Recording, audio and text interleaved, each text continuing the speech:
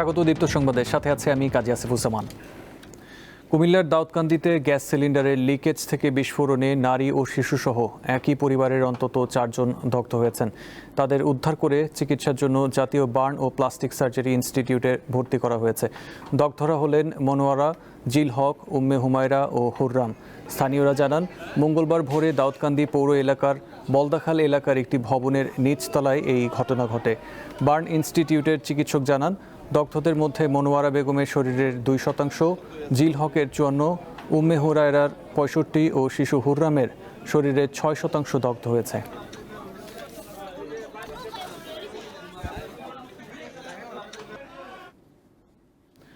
চট্টগ্রামের হালি শহরের একটি বাসায় গ্যাসের লিকেজ থেকে বিস্ফোরণে দগ্ধ আরও একজন মারা গেছে। তার নাম শাওন। এই ঘটনায় 2 জন প্রাণ হারালেন। এর আগে গতকাল মারা যান শাওনের মা নূরজাহান আক্তার রানী। সোমবার ভোরে হালি শহরের ওই বাসায় বিস্ফোরণের ঘটনা ঘটে। এতে নারী ও শিশুসহ একই পরিবারের অন্তত 9 জন দগ্ধ হন। মঙ্গলবার সকালে জাতীয় বার্ন অ্যান্ড প্লাস্টিক সার্জারি ইনস্টিটিউটে চিকিৎসাধীন অবস্থায় মারা যায় শাওন। তার মৃত্যুর বিষয়টি নিশ্চিত করেন বার্ন ইনস্টিটিউটের আবাসিক সার্জন।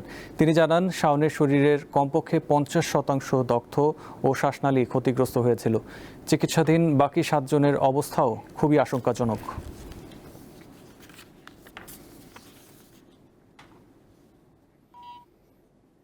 বান্দরবানের রোয়াংছড়িতে সেনাবাহিনীর সঙ্গে সশস্ত্র সংগঠন পার্বত্য চট্টগ্রাম জনসংহতি সমিতি JSS এর গোলাগুলির ঘটনা ঘটেছে। এ সময় লাংমুনুং মারমা নামে একজন নিহত হন। ঘটনাস্থল থেকে একটি সাবমেশিন গান, 143 রাউন্ড SMG'র গুলি, 14 রাউন্ড পিস্তলের গুলি, 5 রাউন্ড ব্ল্যাঙ্ক অ্যামুনিশন, 2টি ম্যাগাজিন ও অন্যান্য সরঞ্জাম জব্দ করা হয়। সোমবার বিকেলে উপজেলা তারাসাও ইউনিয়নের মুরং বাজার এলাকায় এই ঘটনা ঘটে। এক পর্যায়ে সেনা সদস্যরা এলাকায় তল্লাশি চালিয়ে ইউনিফর্ম পরিহিত অবস্থায় লামংনু মারমাকে গুলিবিদ্ধ অবস্থায় উদ্ধার করে। পরে তাকে হাসপাতালে নিলে চিকিৎসক মৃত ঘোষণা করেন।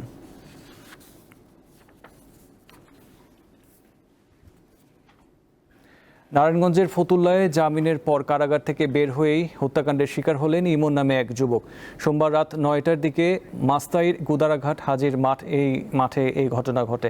স্থানীয়রা জানান, পুলিশের সোর্স ইমনের সঙ্গে এলাকার মাদক কারবার নিয়ে জাহিদ ও চক্ষু হৃদয়ের দীর্ঘদিনের দ্বন্দ্ব ছিল। মাদক মামলায় 1.5 মাস কারাভোগের পর ইমন সোমবার সন্ধ্যা 7:30টায় জামিনে বের হয়ে বাসায় আসে। কিছুক্ষণ পর ইমনকে মোবাইল ফোনে বাসা থেকে ডেকে নেওয়া হয়। এ সময় দুর্বৃত্তরা ইমনকে কুপিয়ে হত্যা করে পালিয়ে যায়।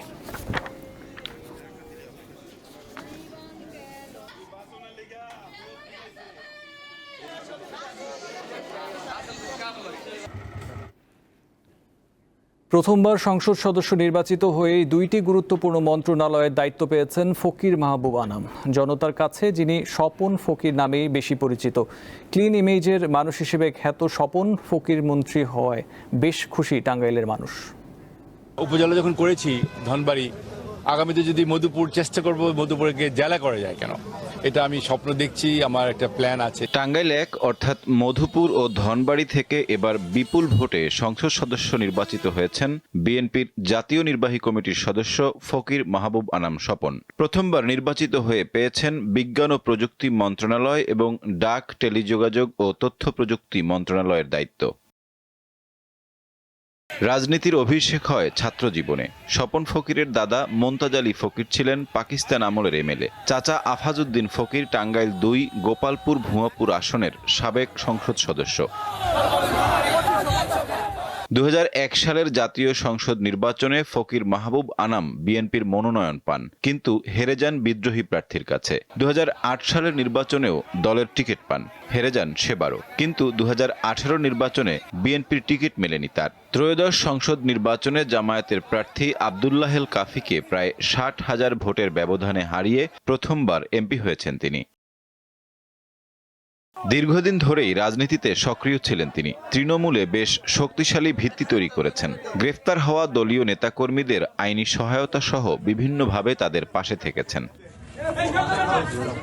এলাকার উন্নয়নেও ব্যক্তিগত উদ্যোগে অনেক কাজ করেছেন স্বপন। মসজিদ, মাদ্রাসা, কবরস্থান, মন্দির ও গির্জার উন্নয়নে দিয়েছেন সহায়তা। 2006 সালে তার প্রচেষ্টার কারণে ধনবাড়ীকে উপজেলা হিসেবে ঘোষণা দেন সে সময়ের প্রধানমন্ত্রী বেগম খালেদা জিয়া। ফকির মাহবুব আনাম স্বপন মন্ত্রিত্ব পাওয়ায় বেশ উচ্ছ্বসিত তার নির্বাচনী এলাকার মানুষ। এমপি হওয়ার আগে এবং মন্ত্রী হওয়ার আগেও উনি ধনবাড়ীকে এমপি মন্ত্রী না হয়েও যে একজন মানুষ ইচ্ছা করলে কাজ করতে পারেন তার বাস্তব প্রমাণ হচ্ছেন এই স্বপন ফকির সাহেব। টাঙ্গাইলে যে পূর্ণ মন্ত্রিত্বটা পেয়েছি আমরা ফকির মাহবুব আনাম স্বপন, উনি শুধু আমাদের মধুপুর ধনবাড়ি তথা টাঙ্গাইলে না, উনি সারা বাংলাদেশের উন্নয়নের মূল মডেল হিসেবে উনি ভূমিকা পালন করবেন বলে আমরা আশাবাদী। প্রথমে সে নির্বাচিত হয়েই সংসদ সদস্য হয়েই সে এমপি হয়ে মন্ত্রিত্ব স্বাদ গ্রহণ করেছে। এই দিক দিয়ে আমরা টাঙ্গাইলবাসী খুশি, সে যেন টাঙ্গাইলের উন্নয়নের ভূমিকা রাখতে পারে। আমাদের ধনবাড়ি মধুপুরে যে অতীতে যে কাজগুলো ছিল, যেমন হচ্ছে বিভিন্ন ধরনের কালভার্ট, কলকারখানা, এগুলো যে অসম্পূর্ণ কাজগুলো ছিল সেগুলো পূর্ণ করার জন্য আমরা একটি প্রথমেই টাঙ্গাইল মধুপুর ধনবাড়ির কৃতি সন্তান স্বপন ফকির সাহেবকে প্রথমে আমরা এমপি থেকে মন্ত্রিত্ব পেয়ে আমরা অত্যন্ত গর্বিত। পেশায় ব্যবসায়ী স্বপন ফকির ত্রয়োদশ জাতীয় সংসদ নির্বাচনের হলফনামায় উল্লেখ করেছেন 2025-26 অর্থ বছরের আয়কর রিটার্ন অনুযায়ী তার মোট সম্পদের পরিমাণ 3,92,65,00,000 টাকা। সাইফুর রহমান শিশির, দীপ্ত বার্তাকক্ষ। সাগরকন্যা পটুয়াখালীর কলাপাড়া উপজেলায় কলেরা, ডায়রিয়া ও টাইফয়েড সহ নানা রোগে আক্রান্তের সংখ্যা বাড়ছে। চিকিৎসকরা বলছেন বিশুদ্ধ পানির সংকটে এই পরিস্থিতি তৈরি হয়েছে। ভূগর্ভস্থ পানির স্তর নিচে নেমে যাওয়ায় পানিতে যোগ হচ্ছে অতিরিক্ত লবণ, যা স্বাস্থ্যের ক্ষতি করছে। হঠাৎ করেই হাসপাতালে রোগীর চাপ। কলেরা, ডায়রিয়া, আমাশয়, টাইফয়েড আর বিভিন্ন ধরনের পানিবাহিত রোগে আক্রান্ত হয়ে প্রতিদিনই ভর্তি হচ্ছে অনেক মানুষ। আক্রান্ত হচ্ছে নানান বয়সীরা। আমাদের এখানে পানির খুব সংকট, আর একটা পুষ্করণী নাই। পচা পানি ব্যবহারের কারণে আমার অসুখ শুকায়, খুজলি হয়, পেঁচড়া হয়। পচা পানি এগুলো চুলকায়, শরীরে সমস্যা হয়। পচা পানিতে চুলকানি, গাছুলনি, পচা শরীরে অনেক সমস্যা হয়, অনেক রোগ দেখা দেয়। শুধু জানুয়ারিতে পটুয়াখালীর কলাপাড়া উপজেলা স্বাস্থ্য কমপ্লেক্সে ভর্তি হয়েছে 1,000-এর বেশি মানুষ। চিকিৎসকরা জানিয়েছেন এই সংখ্যা আগের বছরের একই সময়ের তুলনায় প্রায় দ্বিগুণ। এর কারণ কি? কলাপাড়া উপজেলা স্বাস্থ্য কমপ্লেক্সে পানিবাহিত রোগ এবং চর্মরোগ বাড়তেছে। এর একটা কারণ হচ্ছে বৈশ্বিক তাপমাত্রার প্রভাবে এনভায়রনমেন্টাল যে চেঞ্জ হয় তার কারণে সামুদ্রিক উষ্ণতা সি লেভেল বাড়তেছে, এটার কারণে পানির লবণাক্ততা বাড়ে। পানির স্তর ধরে রাখা এবং বিকল্প পানির উৎস নিয়ে কাজ চলছে বলে জানান এই কর্মকর্তা। আমাদের উপকূলীয় অঞ্চলে একটা বড় সমস্যা হচ্ছে আমাদের এই কলাপাড়ার গ্রাউন্ড ওয়াটার টেবিলটা ধীরে ধীরে নিচে নেমে যাচ্ছে এবং এখানের স্যালাইনিটিটা বৃদ্ধি পাচ্ছে। বিশেষ করে বর্ষার সিজনে এটা কম থাকলেও শুকনোর মৌসুমে এই প্রভাবটা বেশি দেখা দিচ্ছে। দীর্ঘদিন পর্যাপ্ত বৃষ্টিপাত না হওয়ায় অনেক খাল, বিল ও পুকুরের পানি শুকিয়ে গেছে। যেসব জলাশয়ে অল্প পানি রয়েছে সেগুলো দূষিত হয়ে পড়েছে, ফলে বাড়ছে পানিবাহিত রোগ ব্যাধি। সাইফুর রহমান শিশির, দীপ্ত বার্তাকক্ষ। চট্টগ্রামের আন্দরকিল্লা শাহী জামে মসজিদের গণ ইফতার। একসঙ্গে বসেন বহু মানুষ। 3 দশক আগে চালু হওয়া এই আয়োজনে যারা ইফতারির যোগান দেন তারা প্রকাশ করতে চান না পরিচয়। 359 বছরের পুরনো চট্টগ্রাম মহানগরীর আন্দরকিল্লা শাহী জামে মসজিদ। সমতল ভূমি থেকে 40 ফুট উপরে পাহাড় চূড়ায় এ স্থাপনা। দিল্লি জামে মসজিদের আদলে নির্মিত এই মসজিদকে পাথরের মসজিদও বলা হয়, আবার অনেকে বলেন জিন্দা পীরের মসজিদ। 1996 সালে চালু করা হয় গণ ইফতার। প্রতিদিন শরীক হন অসংখ্য রোজদার। ধনী দরিদ্র নানা পেশা শ্রেণীর মানুষ একসঙ্গে সারেন ইফতার। যত সংখ্যক রোজদারি আসুক, খাবারের কোনো সংকট হয় না। এখানে কোটিপতি, ছোট লোক, বড় লোক সবাই আমরা ইফতারি একসঙ্গে করি। যাদের সামর্থ্য নাই বা কিনে খাওয়ার মতো বা বাসায় করার মতো, সব শ্রেণীর মানুষের সঙ্গে ইফতার করতে পারতেছি, যার জন্য এখানে ইফতার করতে অনেক স্বাচ্ছন্দ্য বোধ করি, ভালো লাগে। প্রকাশ্যে আসতে চান না ইফতারের যোগানদাররা। ইফতার ব্যবস্থাপনায় রয়েছে মুসল্লি পরিষদ। বিশাল এই কর্মযজ্ঞের বিষয়ে কথা বলেন মুসল্লি পরিষদের এই সদস্য। 3,500 থেকে আরো বেশি মানুষের সমাগম এখানে হয়, তো কারো ইফতারি কোনো ঘাটতি থাকে না। সবার জন্য আমরা ইফতারের ব্যবস্থা করে থাকি এবং এই ইফতারের আয়োজন আমাদের খতিব মহোদয়ের নেতৃত্ব হয়ে থাকে। এটার পিছনে বিরাট একটা খরচা, এই টাকাগুলা আমাদের চট্টগ্রামের দারিদ্র বিশিষ্ট ব্যক্তিরা দিয়ে থাকেন। প্রথম রমজানে শুরু হওয়া এই গণ ইফতার শেষ রোজা পর্যন্ত একইভাবে চলবে বলে জানায় আন্দরকিল্লা শাহী জামে মসজিদ কর্তৃপক্ষ। টুনা আনসারি, দীপ্ত সংবাদ, চট্টগ্রাম। ঈদকে সামনে রেখে দেশীয় ব্র্যান্ডের পাশাপাশি বাজারে চোখে পড়ছে বিদেশি পোশাকও। বিভিন্ন বয়সীদের জন্য সাজানো বাহারি সংগ্রহ নজর কাটছে সবার, তবে এখনো পুরোপুরি জমে ওঠেনি বেচাকেনা। বাহারি রং, নকশায় বৈচিত্র্য আর উন্নত মানের কাপড়ে তৈরি পোশাকে সাজানো দোকান। ভারত, পাকিস্তান, আবার কোনো কোনো শোরুমে শোভা পাচ্ছে থাইল্যান্ড থেকে আমদানি করা পোশাক। রাজধানীর পল্টনের বিভিন্ন মার্কেটে দেশীয় পোশাকের পাশাপাশি এসব বিদেশি ব্র্যান্ডের প্রতিও আগ্রহ দেখাচ্ছেন ক্রেতারা। শিশু থেকে নারী ও পুরুষ সব বয়সী ক্রেতার মাঝেই বিদেশি পোশাকের আলাদা আকর্ষণ। থ্রি পিস, কুর্তা, গাউন কিংবা বাচ্চাদের পার্টি ড্রেসের চাহিদাও আছে বেশ। বাহিরের মালটা এখানে ভালো চাহিদা আছে এবং অন্য অন্য মার্কেটের তুলনায় আমাদের এখানে প্রাইসও কম। ফেব্রিকগুলি ইম্পোর্ট করি এবং আমাদের ম্যানুফ্যাকচার আমাদের নিজস্ব ফ্যাক্টরিতে, কোয়ালিটিফুল প্রোডাক্ট আছে আমাদের এখানে। কাস্টমার আহামরি এরকম আসে না, যারা আসতেছে তারা ওই নিয়মিত কাস্টমার যারা তারাই আসে। দেশীয় পোশাক তুলনামূলক সাশ্রয়ী হলেও আমদানিকৃত পোশাকে বাড়তি দাম গুনতে হয়। তবুও পছন্দের ক্ষেত্রে আপোষ করতে রাজি নন অনেকে। অবশ্য কেউ কেউ আস্থা রাখছেন দেশি পোশাকেই। এই জায়গাগুলো বিদেশি প্রোডাক্ট বলতে এক্সক্লুসিভ কিছু ডিজাইনের জিনিসপত্র পাওয়া যায় যেগুলো অন্য কোথাও নাই। দেখছি আসলে ঘুরে কোনটা নেওয়া যায় বাচ্চাদের জন্য, যেটা সুন্দর লাগবে ঈদে পরলে, এইটাই আর কি, ওই ড্রেসটাই নিব। দেখছি একটু বাঙালি টাইপের ড্রেস, আমাদের সংস্কৃতির সাথে যায়, সালোয়ার কামিজ আর সাথে কিছু টুকটাক ফ্রকের। ঈদের আনন্দ ঘিরে দেশি বিদেশি পোশাকের প্রতিযোগিতায় বৈচিত্র্য এসেছে বাজারে। হরেক রকমের পোশাকের সংগ্রহ থাকলেও এখনো বাড়েনি ক্রেতাদের চাপ। বিকিনি জমজমাট হওয়ার অপেক্ষায় দোকানিরা। জহিরুল মোহসান, দীপ্ত সংবাদ, ঢাকা। বিশ্বের অন্যতম শীর্ষস্থানীয় ব্র্যান্ড কনকা ইলেকট্রনিক্স ও হোম অ্যাপ্লায়েন্স পণ্যের উৎপাদনকারী ও বিপণনকারী ইলেকট্রোমার্ট গ্রুপ খুচরা ও পাইকারি ক্রেতাদের জন্য ঈদুল আজহা পর্যন্ত এক বিশেষ প্রমোশনাল কার্যক্রম শুরু করেছে।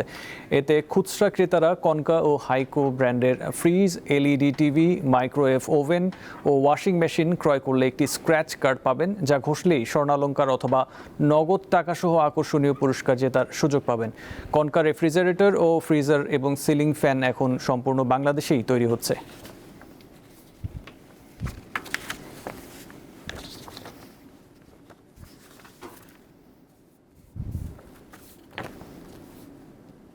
এবারে আন্তর্জাতিক সংবাদ। আন্তর্জাতিক জরুরি অর্থনৈতিক ক্ষমতা আইনের আওতায় বিশ্বের বিভিন্ন দেশের ওপর মার্কিন প্রেসিডেন্ট ডোনাল্ড ট্রাম্পের আরোপিত অতিরিক্ত শুল্ক আদায় আজ থেকে বন্ধ থাকবে। যুক্তরাষ্ট্রের সুপ্রিম কোর্ট পাল্টা শুল্ক আদায় অবৈধ ঘোষণা করার 3 দিনেরও বেশি সময় পর এই সিদ্ধান্ত নেওয়া হলো। তবে ট্রাম্পের আরোপিত পাল্টা শুল্ক সুপ্রিম কোর্ট অবৈধ ঘোষণার পরও থেমে যাননি মার্কিন প্রেসিডেন্ট। ভিন্ন আইন প্রয়োগ করে প্রথমে বৈশ্বিক 10% এবং পরে 15% শুল্ক আরোপ করেছেন তিনি।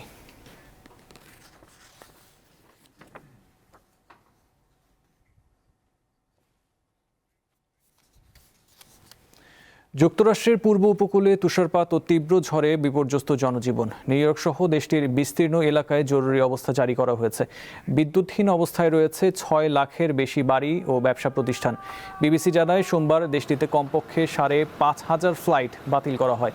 মার্কিন আবহাওয়া বিভাগের তথ্য অনুসারে রোড আইল্যান্ড এবং ম্যাসাচুসেটসের কিছু অংশে রেকর্ড 33 ইঞ্চি তুষারপাত হয়েছে। আর নিউ ইয়র্কের সেন্ট্রাল পার্কে তুষারপাত হয় 19 ইঞ্চির বেশি।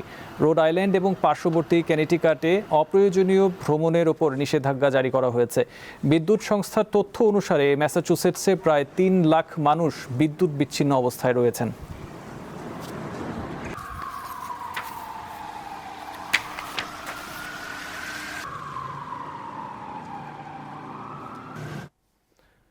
মেক্সিকোর শীর্ষ অপরাধী এবং মাদক সম্রাট এল মেনচো নিহত হওয়ার একদিন পরও নিরাপত্তা বাহিনী ও তার সমর্থকদের মধ্যে তীব্র সংঘর্ষ অব্যাহত রয়েছে। এতে এ পর্যন্ত 25 সেনাসহ অন্তত 73 জন নিহত হয়েছেন। স্থানীয় সময় রোববার সেনাবাহিনীর অভিযানে মাদক সম্রাট এল মেনচো নিহত হওয়ার পর দেশজুড়ে সহিংসতা ছড়িয়ে পড়ে। এপির প্রতিবেদনে বলা হয়, মেক্সিকোর 32টি রাজ্যের মধ্যে কমপক্ষে 20টিতে সহিংসতা ছড়িয়ে পড়েছে। এসব রাজ্যের 250টির বেশি স্থানে সড়ক অবরোধ করে বহু যানবাহনে আগুন দেওয়া হয়। এল মেনচো ছিলেন জালিস্কো নিউ জেনারেশন কার্টেলের শীর্ষ নেতা, যা মেক্সিকোর ভয়ঙ্কর অপরাধ চক্রগুলোর মধ্যে অন্যতম।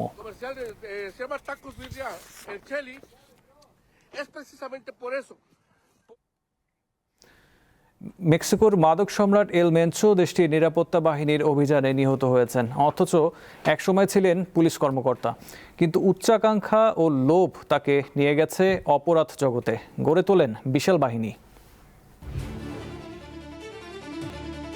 বিশ্বের অন্যতম শীর্ষ মাদক ও অপরাধ চক্র সিনালোয়া কার্টেলের সঙ্গে পাল্লা দিতে নিউ জেনারেশন জালিস্কো কার্টেল নামের আরেকটি গ্যাং তৈরি করেন মেক্সিকোর নেমেসিও ওসেগুয়েরা। অপরাধ জগতে যিনি এল মেনচো নামেই বেশি পরিচিত। যুক্তরাষ্ট্রের সীমান্তে প্রাণঘাতী মাদক ফেন্টানিল পাচারের মূল হোতা হিসেবে অভিযুক্ত এল মেনচো 59 বছর বয়সী এই মাদক সম্রাটকে ধরিয়ে দিতে যুক্তরাষ্ট্র $1,50,00,000 পুরস্কার ঘোষণা করেছিল। কিন্তু তারপরও বছরের পর বছর ধরাছোঁয়ার বাইরে ছিলেন পুলিশ কর্মকর্তা থেকে গ্যাংস্টার বনে যাওয়া এল মেনচো। কিন্তু এবার শেষ রক্ষা হয়নি। মেক্সিকোর সেনাবাহিনীর এক অভিযানে এল মেনচো নিহত হয়েছেন। রবিবার জালিস্কো রাজ্যের তাপালোপা শহরে সেনাদের সাথে সংঘর্ষে আহত হন মেনচো। এরপর হেলিকপ্টারে করে মেক্সিকো সিটিতে নেয়ার সময় তার মৃত্যু হয়। এ সময় তার দলের আরো 6 সদস্য নিহত এবং 2 জন গ্রেপ্তার হন। মেনচোর মৃত্যুর খবর ছড়িয়ে পড়ার পরই মেক্সিকো জুড়ে তাণ্ডব শুরু করে তার অনুসারীরা। জালিস্কো ছাড়াও কলিমা, মিচোয়াকান সহ বিভিন্ন রাজ্যে মহাসড়ক অবরোধ করে বহু গাড়িতে আগুন ধরিয়ে দেয় তারা। বিভিন্ন জায়গায় নিরাপত্তা বাহিনীর সাথে চলছে সশস্ত্র সংঘর্ষ। আসন্ন ফিফা বিশ্বকাপের ভেন্যু গুয়াদালাহারা শহর কার্যত ভুতুরে নগরীতে পরিণত হয়েছে। হামলা হয়েছে বিমানবন্দরেও। এছাড়া পর্যটন শহর পুর্তো ভাল্লারতায়ও সহিংসতার খবর পাওয়া গেছে। এমন পরিস্থিতিতে জালিস্কোর গভর্নর রাজ্যে রেড অ্যালার্ট জারি করেছেন। বাসিন্দাদের ঘরে থাকার পরামর্শ দেওয়ার পাশাপাশি গণপরিবহন চলাচল স্থগিত করেছেন তিনি। বাতিল করা হয়েছে বিভিন্ন বিমানবন্দরের ফ্লাইট চলাচল। এদিকে নিরাপত্তা বাহিনীর প্রশংসা করে দেশবাসীকে শান্ত থাকার আহ্বান জানিয়েছেন মেক্সিকোর প্রেসিডেন্ট ক্লাদিয়া শিনবাউম। দ্রুত সব রাজ্যের পরিস্থিতি স্বাভাবিক হবে বলে আশাবাদ ব্যক্ত করেন তিনি। আশরাফ শুভ, দীপ্ত, বার্তাকক্ষ। ভারতের ঝাড়খণ্ডে একটি এয়ার অ্যাম্বুলেন্স বিধ্বস্ত হয়ে অন্তত 7 জন নিহত হয়েছেন। স্থানীয় সময় সোমবার সন্ধ্যায় ঝাড়খণ্ডের চাতরা জেলার সিমারিয়ার কাছে এই দুর্ঘটনা ঘটে। এয়ার অ্যাম্বুলেন্সটি রাঁচি থেকে দিল্লি যাচ্ছিল। এনডিটিভি জানায়, রেডবার্ড এয়ারওয়েজের পরিচালিত এয়ার অ্যাম্বুলেন্সটি সন্ধ্যা 7:11 রাঁচি বিমানবন্দর থেকে উড্ডয়নের প্রায় 23 মিনিট পর রাডার ও যোগাযোগ বিচ্ছিন্ন হয়ে যায়। পরবর্তীতে জানা যায় এটি সিমারিয়ার বারিয়াতু পঞ্চায়েত এলাকার একটি জঙ্গলে বিধ্বস্ত হয়েছে। স্থানীয় বাসিন্দারা জানান, দুর্ঘটনার সময় ওই এলাকায় প্রচণ্ড বাতাস, ভারী বৃষ্টি ও বজ্রপাত হচ্ছিল।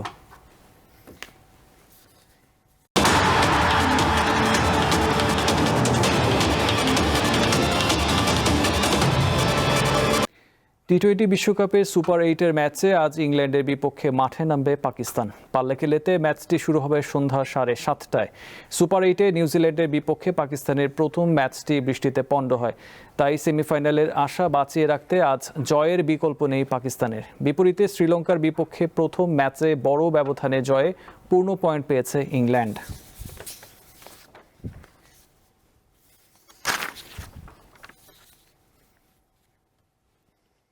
এই ছিল এখনকার মতো। পরের সংবাদ দেখার আমন্ত্রণ রইল। এছাড়া আরও তথ্য বিনোদনের জন্য চোখ রাখুন দীপ্ত টিভির ডিজিটাল প্ল্যাটফর্মগুলোতে। ধন্যবাদ।